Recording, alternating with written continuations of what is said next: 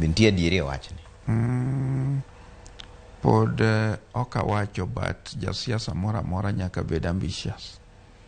Jasiasa mora mora nyaka bed ambitious, but pod okanya wacho wachno nikech Kisumo eming'ene wane gi one of the best governors mapotiyo. To governor nyore kanyo ogone kura, kata pesa pod ok giyudo, pok gikawo dweche 6. So kichako dhiye ni dwaro kom mar governor ng'ato kan sani, to dhi miyo attention mara ok dhi bedo on serving Jonyakach manye pod omiya mandate for another 5 years. So wach mar governor ka sa ochopo 2027 to wan gi chama marwa, wabro bet kaka jochama, itwa be wabro chike piny kamora mora dhout Nyakach duto te.